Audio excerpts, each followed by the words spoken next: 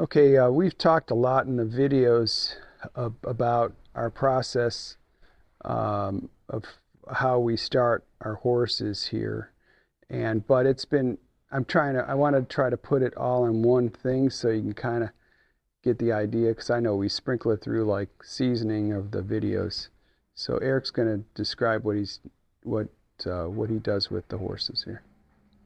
So first off, we always teach our groundwork with the rope halter. Once we've got that trained into them and we're starting to ride,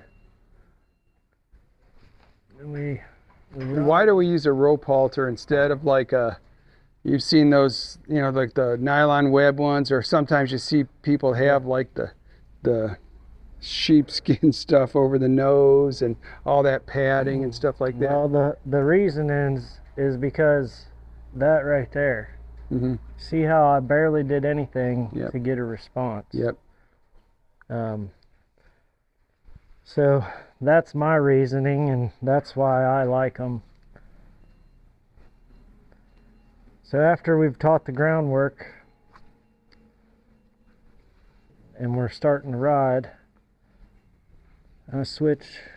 I've got a kind of a hackamore made up here out of a rope halter with the Makati reins.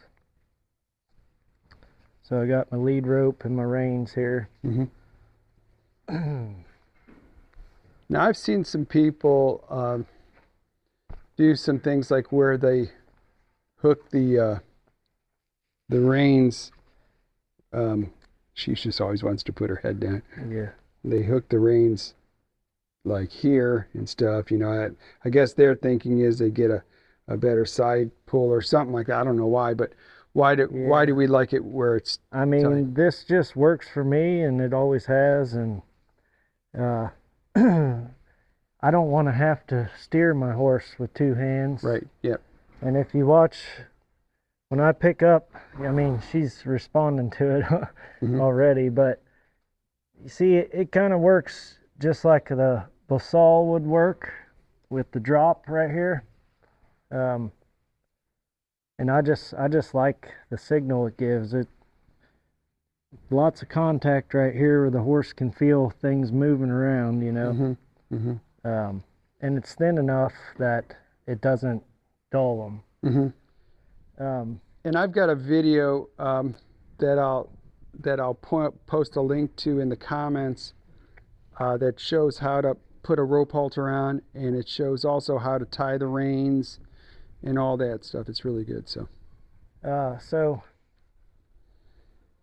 we'll ride them like this for at least 60 days, sometimes 90 or more. It just all depends on the horse. And after about the first 30 days, when I get done riding them, I'll tie them up for a little while and I'll hang them in this. It's just a offset D snaffle with a old rein tied, fancy adjustment there. Mm-hmm. So when I get done riding them, I'll tie them up with this, and you see how loose that is. Mm-hmm. Okay, so the horse learns to pick the bit up and carry it and hold it where it's comfortable. See her playing with it there. Yeah. So we don't put any wrinkles like you'll hear people sometimes say, oh, one wrinkle or two wrinkle or something like that. Right. Yeah. I don't want any wrinkles. I want them to learn to pick it up and hold it. Yeah. See, you can see right there. Yeah, it's loose. Yeah. See how she's picked it up there? Yep. But so I'll then, after they learn to stand tied with this and they're not playing with it and shaking their head and all that nonsense, I'll start riding them like this. And after I can ride them and they're not mouthing the bit and playing with it, And the reins are not on the bit. Yeah, there's no reins attached during this time. This will be in the first 60 to 90 days. I'd be riding them Mhm. with just that. So that's just hanging there so they can get used to when they're moving, how to hold it in their mouth without any Yep. any sort of Contact. stimulus that's coming outside. Right. So then, once they're riding pretty good with that, I'll put a snaffle on. It's the same bit that you saw on that head stall over there. So then I'll start riding them with 2 reins, and you can see, I've said before, they should practically be soft right away Mhm. because they're already soft with this halter. When I pick up, you can see Yep. her give right there to Yep. that. Okay, if your horse doesn't do that, you're going too quick, too fast. Mhm. So we don't do the bits because we would not go to a bit because the horse is not responding to the rope halter. exactly right. Because and that's what a lot of people do. Well, I can't get them to do it with the rope halter or with whatever, and then they go, well, here, use this. This will get his attention. Right. We don't do that. And that's not the case, you know. So then I'm gonna be riding with the 2 rein. She's wanting lots of attention. Yeah. She likes her nose scratched. Yeah, she's so sweet. But so I'll ride them like this until. So for the first 15-20 minutes, I'll ride with 2 reins, and then towards the end of the ride, I'll drop the halter and just ride with the bridle. Okay.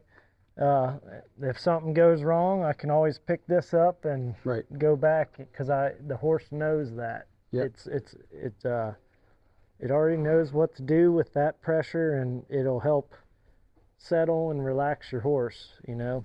Yeah, so if they get like if something happens, they get bothered, you go back to the rope halter, you're going back Right. to their steady thing that they know. Yep.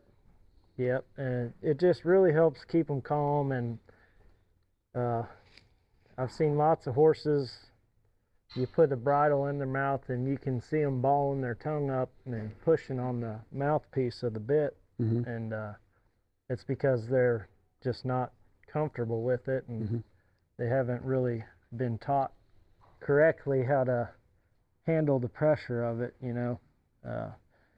So then I would ride them like this for a while, and after I can put these reins down and ride all day with just this, then I'm going to start deleting this halter and just riding with just the bridle here. Mm-hmm. After I get them totally soft and really good, riding on a loose rein off my body and everything else, then I would switch, which you've seen this horse. I've ridden her bridleless, in the halter, in this bit, in the next bit that I'm going to show you. But the key is to make sure they're soft before you go to the next step. I'm going to go get this other bridle here.